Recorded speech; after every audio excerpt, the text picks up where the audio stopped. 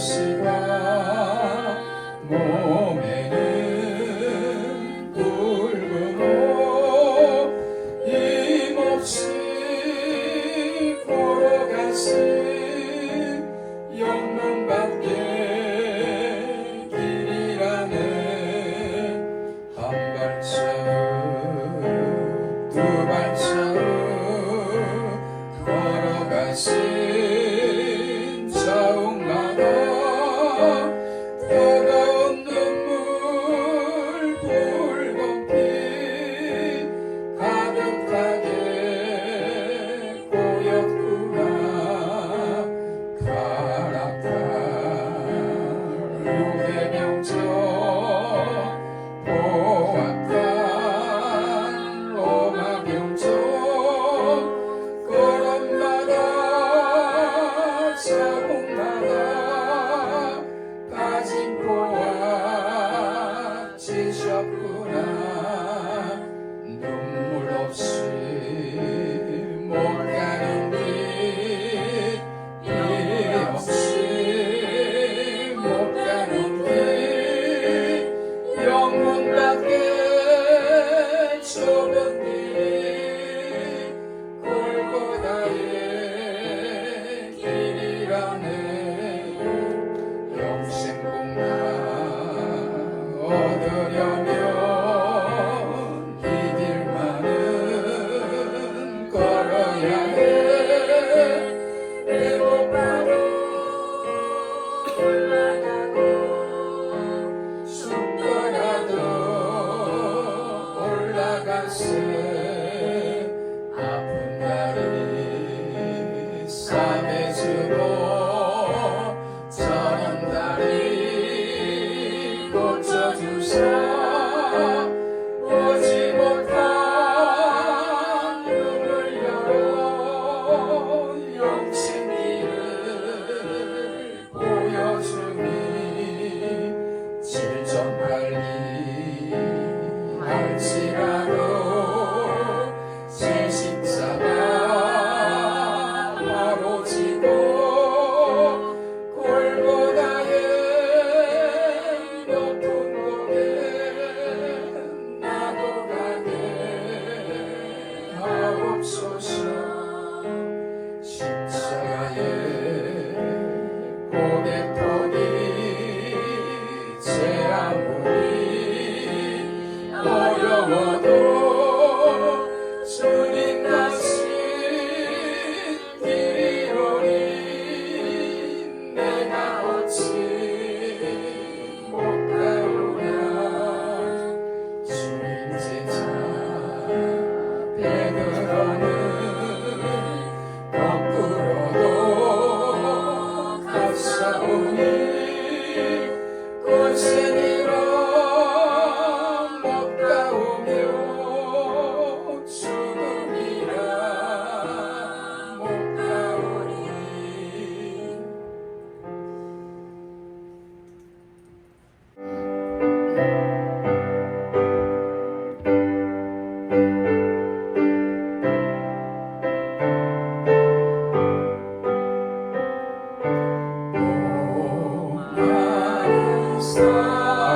사슴이 쉬는 물찾듯 나의 주님 시체를 찾으셨도다 양을 위해 생명 바친 목자의 그 사랑을 잠시라도 잊지 말지라 항상 주영이 어린 양 찾아 너희 주님 상같이 찔리셨도다 양을 위해 생명 바친 목자의 수고 그 잠시라도 잊지 말지라. 양아른 앞날이 크고 나도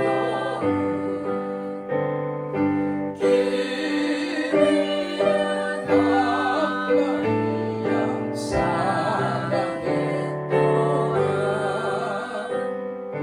양을 위해 생명 바친 목자 예수로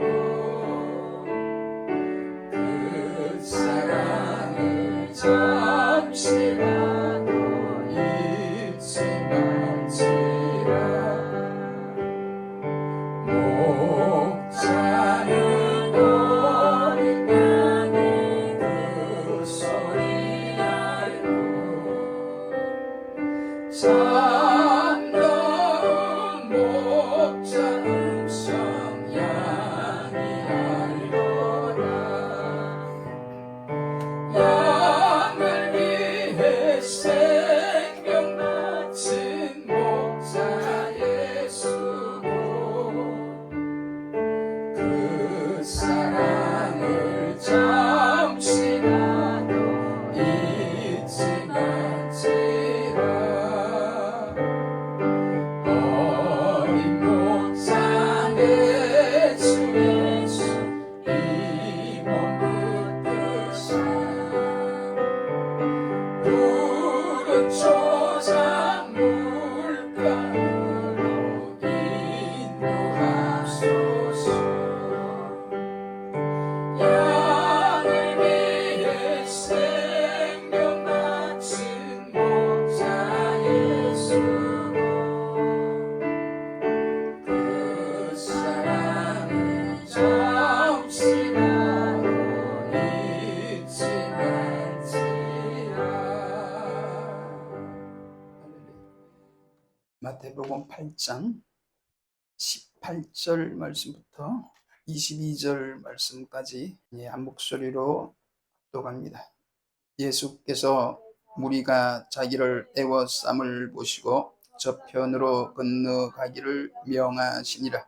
한 서기관이 나와 예수께 말씀하되 선생님이여 어디로 가시든지 저는 쫓으리이다.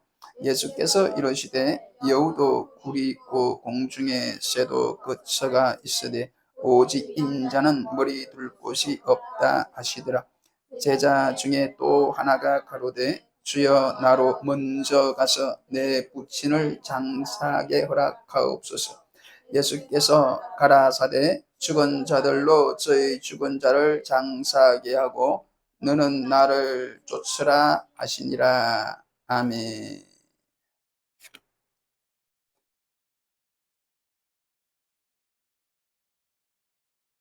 마태복음 8장에는 여러 이적들이 나옵니다. 문둥병자를 고치신 예수님, 중풍병자를 고치신 예수님, 베드로 장모의 열병을 고치신 예수님, 그 외에도 수많은 각색 병자들을 고치시고 여러 귀신들을 쫓으신 예수님이 나오고, 다음 주에는 풍랑을 잠잠케 하시는 예수님도 나옵니다. 이러한 모습을 본 사람들 중에는 예수님을 따르고자 하는 사람들이 많이 생겼는데, 오늘은 이런 분들에게 주시는 예수님의 말씀입니다. 즉 예수님을 따르려고, 다시 말해 예수님의 제자가 되고 싶은 분들에게 주시는 예수님의 말씀이 오늘의 말씀입니다. 18절을 보십시오. 주위에 많은 무리가 에워싸자 예수님은 제자들에게 호수 건너편으로 가기를 명하셨습니다. 여러분, 이것은 예수님은 그 많은 무리를 떠나 제자들과 함께 조용한 시간을 갖기를 원하셨기 때문입니다. 왜냐하면 예수님에게는 그 어떤 일보다도 제자 훈련이 가장 시급한 문제였기 때문입니다. 이 말씀을 믿음으로 영접하시기를 축복합니다. 여러분, 우리 예수님은 목자 없는 양 같은 무리들을 보시고는 분명 사랑하고 그들의 문제점들을 해결해 주신 것이 사실이지만 때로는 오늘 본문처럼 제자가 아닌 수많은 무리들로부터 떨어지고 싶었던 것도 사실인 줄 믿으시길 바랍니다. 사랑하는 성도 여러분, 그리고 동역자 여러분, 우리 예수님은 많은 무리들 중에서 지도자가 되기보다는 비록 소수이지만 제자 삼기를 더욱 원하신 줄 믿으시길 바랍니다. 그러므로 지금도 참 교회는, 즉 우리 예수님께서 기뻐하시는 교회는 많은 성도가 모이는 교회보다는 제자 훈련을 온전히 하는 교회인 줄 믿습니다. 할렐루야. 그럼 계속해서 19절 말씀을 보면 예수님과 제자들이 막 떠나려고 하는 그때에 한 서기관이 예수님께 나와서 말하는 게 나오는데, 선생님이여 어디로 가시든지 저는 쫓으리이다.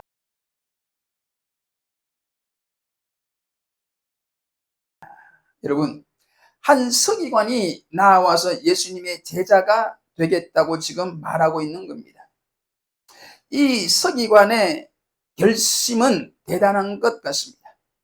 어디로 가시든지 쫓겠다고 자신 있게 말하고 있는 것입니다.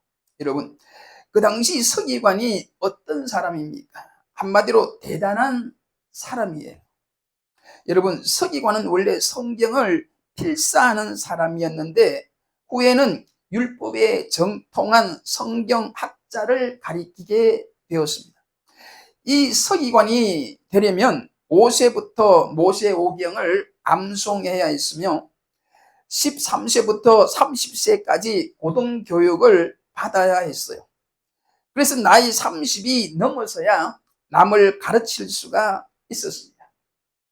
특히 예수님 당시 서기관들은 성경에 근거한 법적인 판결을 내릴 수 있을 만큼 공회에서도 중요한 위치를 차지하고 있었습니다. 한마디로 그 당시 예수님의 제자들과는 비교가 안 될 만큼 똑똑하고 무엇보다 사람들의 인정을 받고 있었는데, 그러한 서기관이 예수님의 제자가 되겠다고 직접 자원하여 나온 것입니다. 선생님이요 어디를 가시든지 쫓으리이다. 이렇게 말한 것을 보면 아주 굳은 결심을 한 것은 분명해 보입니다. 아마 그런 예수님의 산상보훈 말씀을 듣고 큰 은혜를 받았는지도 모릅니다. 또한 예수님의 병 고치는 능력을 보고 무엇보다도 예수님의 고귀한 인품에 감명받았을 것입니다. 그리고 사람들의 존경과 사랑을 한 몸에 받으시는 모습을 보고는 예수님이 한없이 부러워 보였을지도 몰라요. 그래서 자기도 예수님과 같이 훌륭한 사람이 되어 많은 사람들의 존경과 사랑을 받고 싶었던 것입니다. 그래서 지금 예수님 앞에 와서 예수님의 제자가 되겠다고 결심하고 간청하고 있는 것입니다. 여러분 같으면 이럴 때 어떻겠습니까?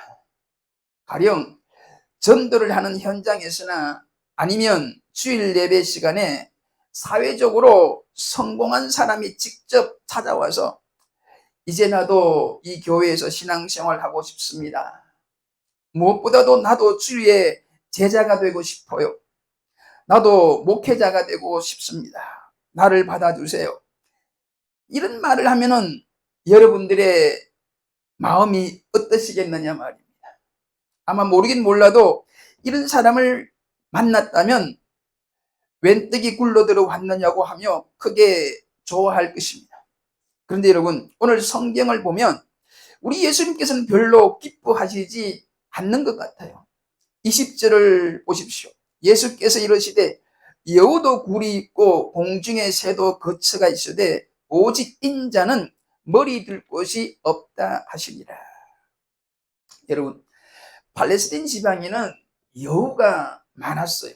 또 철새 도래지여서 공중에 날아다니는 새도 많았다고 합니다. 여우의 굴이나 새 거처는 곧 보금자리를 의미합니다. 여러분, 아무리 살아온 짐승들이 달려들어도 굴에 숨어버리면 안전합니다. 또 아무리 피곤해도 보금자리에 가서 하룻밤 푹 쉬고 나면 새 힘을 얻습니다. 여러분, 지금 예수님의 말씀은 짐승도 일한 후에는 쉴 처소가 있는데 예수님은 머리 둘 곳이 없다는 것입니다.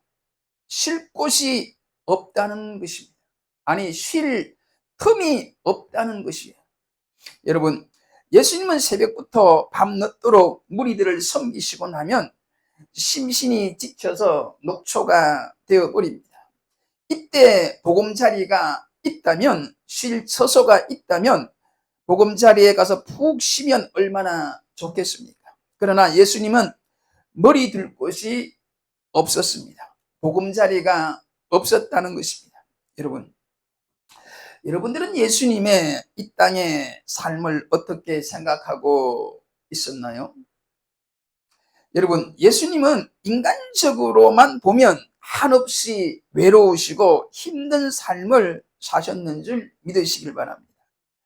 예수님은 하루 중에 힘든 사역을 마쳐도 기다리는 아내도 없고 푹신한 이부자리도 하나 없이 사신 걸 이 시간 기억했으면 합니다. 여러분, 우리 예수님은 24시간 소위 제자들과 공동생활을 하신 분이에요. 예수님에게는 무슨 취미생활이나 사생활은 생각도 할 수 없었어요. 여러분, 예수님의 이 땅의 33년은 그야말로 머리 둘 곳 하나 없는 인생을 사신 것입니다. 여러분, 예수님은 우리가 알다시피 마국간에서 탄생하셨는데 그곳에서도 편히 쉬지 못하고 헤롯 왕에게 쫓겨 애굽으로 피신해야만 했고, 그리고 그 이후 고향에서도 배척을 받으셨고, 여러분, 예수님은 일생을 사람들에게 배척을 받으시고 때로는 사랑하는 제자에게까지 버림을 받으시고 마침내 십자가에 못 박혀 죽은 것을 우리는 알고 있습니다. 이처럼 우리 예수님의 생애는 한마디로 머리 둘 곳 없이 사신 생애였습니다. 한마디로 고난의 삶이었어요. 그러므로 여러분, 20절에 예수님 말씀은 내 제자가 되는 것이 그리 쉽지도 않고 인간적으로 보면 한없이 어려운데 그래도 나를 따르겠느냐고 하신 것이 오늘 예수님의 마음입니다. 우리의 영원한 처소 저 하늘나라는 분명 부족함이 없는 곳, 영원한 기쁨과 행복이 있는 곳이지만 이 땅에서는 안전한 처소도 없고 살아가기에 필요한 최소한의 물질이 없어도 그래도 나를 따르겠느냐고 하신 것이 오늘 주시는 예수님의 말씀입니다. 여러분, 오늘의 말씀은 예수님에게 찾아온 서기관이 인간적으로 마음에 안 들어서 거절한 것이 아니에요. 여러분, 제자가 되기 위해서는 정확한 인식과 분명한 각오가 필요한데, 즉 한마디로 십자가의 희생과 십자가의 각오가 필요하다는 겁니다. 그래도 나를 따르겠느냐 하신 것이 오늘의 말씀이에요. 여러분, 사실 이 세상에 사는 동안 주님의 제자의 삶만큼 고상하고 멋있는 삶이 어디 있겠습니까? 예수님의 삶은 정말로 고상하고 참 멋있어요. 믿습니까? 사도 바울은 빌립보 교회에 보낸 편지에서 예수 그리스도를 아는 지식이 가장 고상하기 때문에 자신은 이 세상에 좋은 모든 것을 배설물같이 여겼다고 말했습니다. 사랑하는 여러분, 이처럼 이 땅에서 가장 가치 있고 고귀한 삶을 살기 위해서는 그만큼 예수님의 말씀처럼 희생과 대가를 지불해야 하는 것임을 꼭 아시기를 바랍니다. 그런데 이 서기관은 이 같은 희생적인 삶에 대한 분명한 각오와 결단이 없이 예수님을 찾아온 것 같습니다. 예수님에 대한 막연한 꿈과 이상만 가지고 제자가 되겠다고 예수님께 찾아온 것 같아요. 예수님은 이 같은 그 서기관에게 자신의 삶이 얼마나 정처가 없고 고달픈 삶인가를 깨우쳐 주신 것입니다.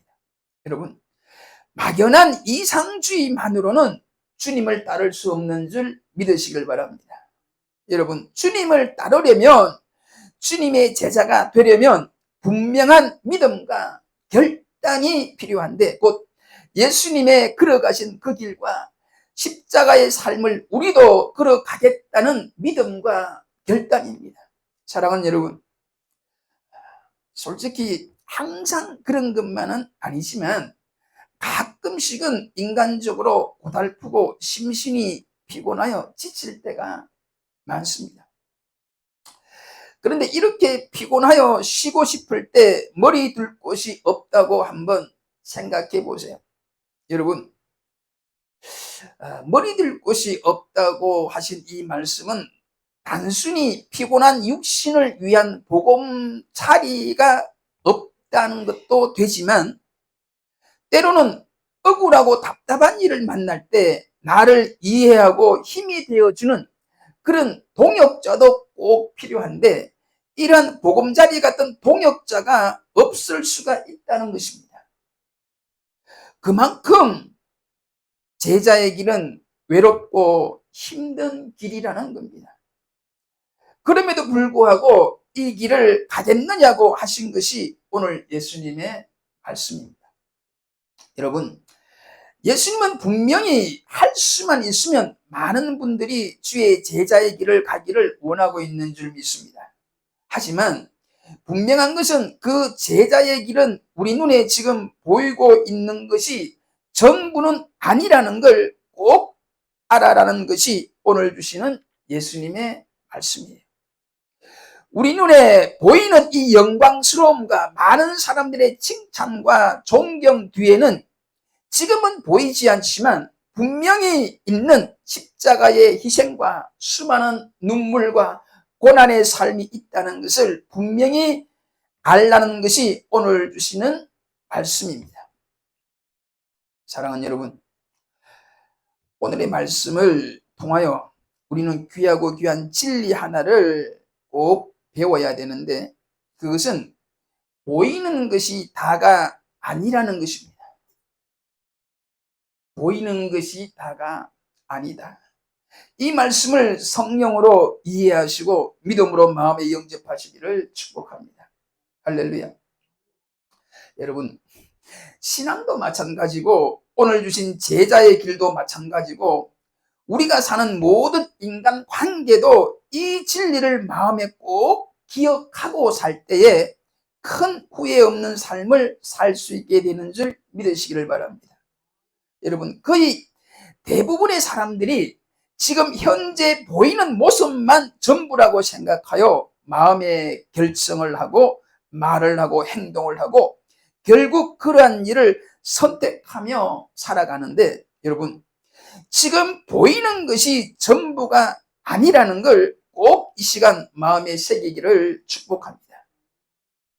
여러분, 지금 혹시 어떤 분이 훌륭하게만 보입니까? 어떤 분이 부럽게만 보이는가요? 여러분, 지금 보이는 것이 다가 아니에요. 여러분, 지금 혹시 사랑하는 그분이 많이 미워지나요? 지금 보이는 것이 그분의 전부가 아닙니다. 사랑하는 여러분, 오늘의 말씀, 예수님을 따르려면 십자가의 희생의 각오가 필요하다는 말씀과 더불어 이 말씀도 꼭 여러분의 마음에 새기시고 살기를 주의 이름으로 축복합니다. 할렐루야. 그럼 두 번째, 주님을 따르기 위해 필요한 말씀을 보겠습니다. 21절을 보십시오. 제자 중에 또 하나가 예수님께 와서 말했습니다. 주여, 나로 먼저 가서 내 부친을 장사하게 허락하옵소서. 여러분, 부모의 장사를 치르는 일은 예로부터 일륜지 대사입니다. 이 세상에서 이보다 더 중요한 일이 어디 있겠습니까? 옛날 우리 조상들 중에는 많은 사람들이 부모의 상을 당한 후에 무덤가에 초막을 지어놓고 100일, 때로는 그 유명한 정몽주 같은 분은 3년을 지냈다고 합니다. 머리와 수염도 깎지 않고 부모의 은혜를 기억하며 그렇게 슬퍼했던 것이 우리 조상들의 모습이라고 역사는 기록하고 있습니다. 그러므로 여러분, 오늘 본문의 말씀, 주여 나로 먼저 가서 내 부친을 장사하게 허락하옵소서 라고 말한 이 제자의 요구는 얼핏 보면 너무나도 정당한 것 같이 보입니다. 그러나 이 본문의 말씀은 지금 우리 입장에서는 다소 오해의 요소가 있는 말씀인데, 무슨 말인가 하면 이 제자의 정당한 것 같은 요구에 우리 주님은 뭐라고 말씀했나요? 죽은 자들로 저희 죽은 자를 장사하게 하고 너는 나를 쫓으라, 이렇게 말씀했다는 겁니다. 여러분, 이 본문이 우리가 주님의 뜻을, 마음을 오해하는 여러 가지 일 중에 하나가 되는데, 특히 우리나라 교인들 중에 이 본문을 오해하여 기독교는 부모 장례도 안 치러도 된다는 것인가 라며 성경의 적대감을 표하는 분들이 꽤 많은 줄 압니다. 여러분, 오늘 본문의 뜻은 요즘에는 부모와 떨어져 살아도 연락할 수 있는 시대잖아요. 즉 부모님이 돌아가셨다고 연락이 오면 그때 찾아가서 장례를 치르면 되지만, 옛날에는 그렇지 못했어요.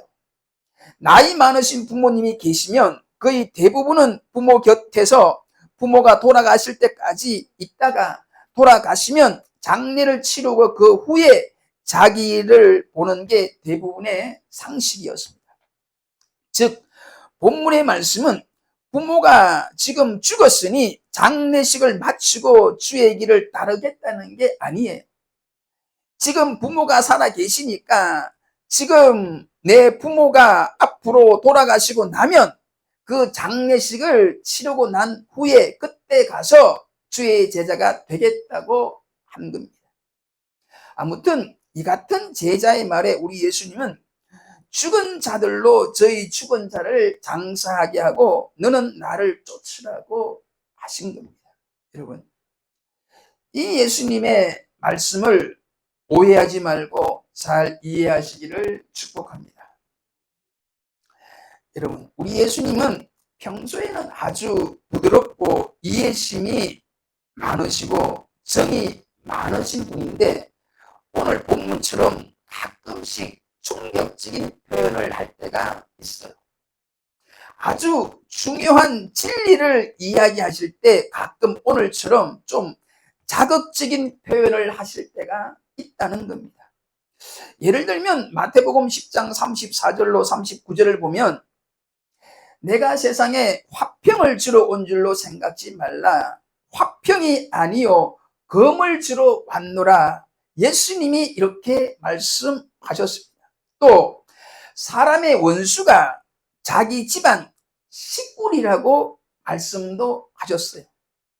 얼핏 보면 이 같은 다소 상식적이지 못한 말씀을 하셨는데, 이 말씀을 이렇게 하신 이유는, 자극적으로 표현을 한 이유는 그만큼 중요한 말씀이라는 것이고, 그래서 우리 마음에 꼭 새겨야 될 말씀으로 이해하고 영접하시기를 다시 한번 축복합니다.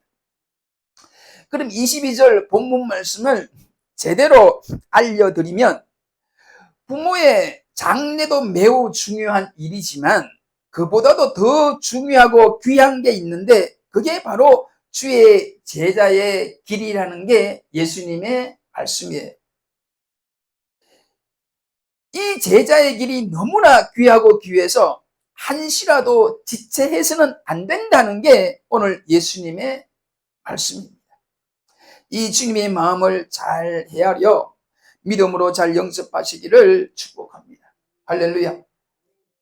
그리고 이 제자의 말 속에 보면 잘못된 이 믿음이 나오는데 21절에 보면 그는 먼저 퍼스트 이 말을 씀으로써 예수님을 따르는 일보다는 부친을 장사하는 일을 먼저 해야 한다고 잘못 생각하고 있음을, 즉 잘못된 믿음을 가지고 있음을 말해주고 있다는 걸 먼저 여러분은 아시기를 바랍니다. 여러분, 이 제자는 한마디로 이 세상의 일용과 도덕이 예수님을 따르는 일보다 더 우선한다고, 즉 더 중요하다고 믿었던 것입니다. 여러분, 혹시 여러분에게도 이 같은 생각이, 이 같은 믿음이 있다면 오늘 이 말씀을 듣고 생각을, 그 믿음을 바꾸시기를 간절히 축복합니다. 이 생각이나 이 믿음을 바꾸지 않으면 우리도 세상 윤리와 혈육의 정에 얽매여서 결정적 순간에 제자의 삶을 포기할 수밖에 없는 날이 올 것이기 때문입니다. 사랑하는 여러분, 믿음에 여러분의 삶의 우선권을 두시기를 축복합니다. 믿음의 일을 먼저 하라는 것입니다. 제자의 삶에 여러분의 삶의 우선권을 두시기를 축복해요. 제자의 삶을 먼저 챙기라는 겁니다. 즉 여러분의 사는 이유가 첫째가 믿음이기를 축복합니다. 할렐루야. 여러분의 사는 이유가 여러분이 주님의 제자로 부름받은 그 믿음이기를 다시 한번 축복합니다. 할렐루야. 여러분, 어떤 분은 자기 스스로 기독교의 믿음을, 기독교의 신앙을 가진 것을 무척 좋아합니다. 그리고 예수님의 제자가 된 것을 무척 감사하게 생각을 해요. 그러나 지금 당장은 교회에 나갈 수 없다고 생각을 합니다. 왜냐하면 사랑하는 부모님이 반대한다는 것이에요. 그래서 부모님이 돌아가시면 그때 교회에 가겠다고 말합니다. 그런 사람들 참 많아요. 그들은 말하기를 내가 외아들이고 또는 장남이기 때문에 어쩔 수 없지 않느냐고 그렇게 생각을 합니다. 또 어떤 분은 이런 경우도 있어요. 자기도 믿음으로 결혼을 하고 싶은데 사랑하는 연인도 있어요. 그런데 그 사랑하는 연인이 바로 교회에 다닌다는 거예요. 그런데 그 부모가 무슨 이유인지는 모르겠지만 예수적인 며느리는 죽어도 안 된다는 겁니다. 그래서 부모를 생각해서 결혼을 당분간 부모님 돌아가실 때까지 미루겠다는 겁니다. 여러분, 이런 어리석을 만큼 착한 아들도 없지 않아 있어요. 성도 여러분, 이런 분들에게 우리 주님은 지금 말씀하고 계시는 겁니다. 죽은 자는 죽은 자들로 저희 죽은 자를 장사하게 하고 너는 나를 쫓으라고. 여러분, 누가는 이 말씀을 이렇게 기록합니다. 죽은 자들로 자기의 죽은 자들을 장사하게 하고 너는 가서 하나님의 나라를 전파하라. 할렐루야. 사랑하는 여러분, 다시 한번 말씀드립니다. 신앙생활에 여러분의 삶의 우선권을 두시기를 축복합니다. 할렐루야. 복음 전파와 무엇보다 제자의 삶에 여러분의 절대적인 삶의 우선권을 두고 사시기를 축복합니다. 할렐루야. 여러분, 신앙생활할 때 특히 우리가 제자의 삶을 살고자 할 때 가장 극복하기 어려운 문제가 바로 가정 문제예요. 그런데 여러분, 이 가정 문제를, 부모 자식 간의 이 갈등 문제를 믿음으로 극복하지 못하고서는 절대로 예수님의 좋은 제자가 될 수 없어요. 그러므로 성도 여러분, 신앙생활에 무엇보다 복음 전파와 제자의 삶에 절대적인 삶의 우선권을 두고 주님을 따를 수 있는 여러분이 될 수 있기를 주의 이름으로 간절히 축복하면서 말씀을 마치겠습니다. 기도하겠습니다. 하나님의 크신 은혜로 성도로 주의 제자로 불러주신 아버지 하나님, 진심으로 감사를 드립니다. 무엇보다 제자 삼는 일을 귀하게 보시고 제자 삼는 일을 우리 교회의 사명으로 맡겨주신 하나님, 우리 성도와 우리 온 교회가 이 사명을 우리의 사명으로 받아들입니다. 아버지 하나님, 오늘 주신 말씀, 여우도 굴이 있고 공중의 새도 거처가 있으되 오직 인자는 머리 둘 곳이 없다고 하신 주님, 죽은 자들로 저희 죽은 자를 장사하게 하고 너는 나를 쫓으라고 하신 주님, 이 말씀을 믿음으로 영접합니다. 이 말씀대로 우리도 십자가의 희생의 각오를 늘 하며 살게 하시고 그 어떤 일보다 주의 일과 제자로 살아가는 일에 삶과 사역에 최우선권을 두고 살기를 오늘도 변함없이 은혜로 말씀하여 주신 예수 그리스도의 이름으로 간절히 기도 올리옵나이다. 아멘.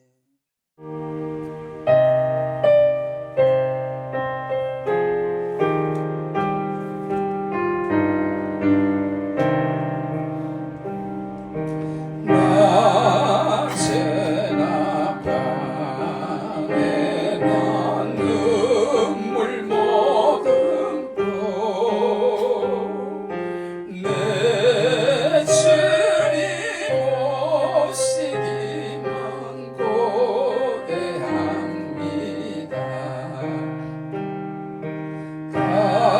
가실 때 다시 오마 하신 예수, 오 주여 언제나 오시렵니까? 고적하고 쓸쓸한 이들 안에서 빈 빈맘도 울고